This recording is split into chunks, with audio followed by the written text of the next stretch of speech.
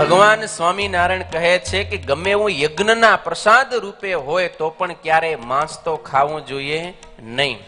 ન ભક્ષ્યં સર્વથા માંસં યજ્ઞશિષ્ટમપી ક્વચિત. ન ભક્ષ્યં સર્વથા માંસં યજ્ઞશિષ્ટમપી ક્વચિત. ન ભક્ષ્યં સર્વથા માંસં યજ્ઞશિષ્ટમપી ક્વચિત. ન ભક્ષ્યં સર્વથા માંસં યજ્ઞશિષ્ટમપી ક્વચિત. ન પેયં ચ સુરામદ્યં ન પેયં ચ સુરામદ્યં ન પેયં ચ સુરામદ્યં ન પેયં ચ સુરામદ્યં અપિદેવ નિવેદિતં.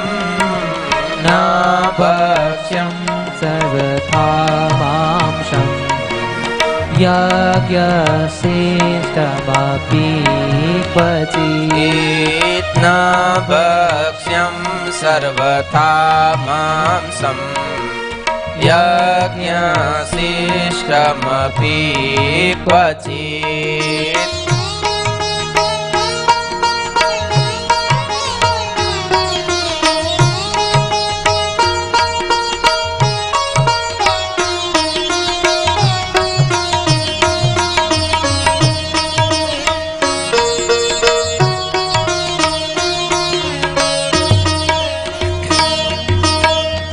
અને જે માંસ તે તો યજ્ઞનું શેષ હોય તો પણ આપતકાળમાં પણ ક્યારેય ન ખાવું.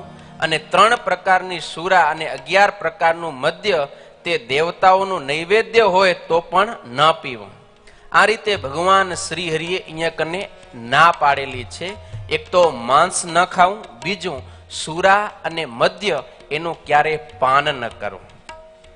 નિષ્કુળાનંદ સ્વામી અદ્ભુત ચોપાઈઓ આની લખેલી છે, એ પણ આપણે શ્રવણ કરશું.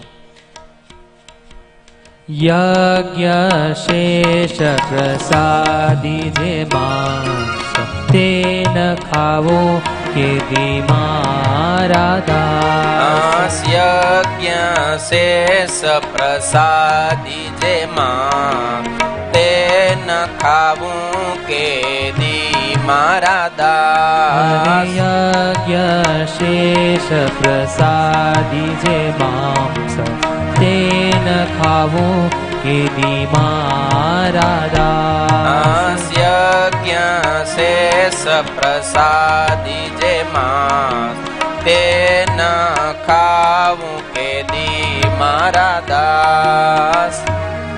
ભગવાન સ્વામિનારાયણ કહે છે કે ગમે એવું યજ્ઞના પ્રસાદ રૂપે હોય તો પણ ક્યારે માંસ તો ખાવું જોઈએ નહીં.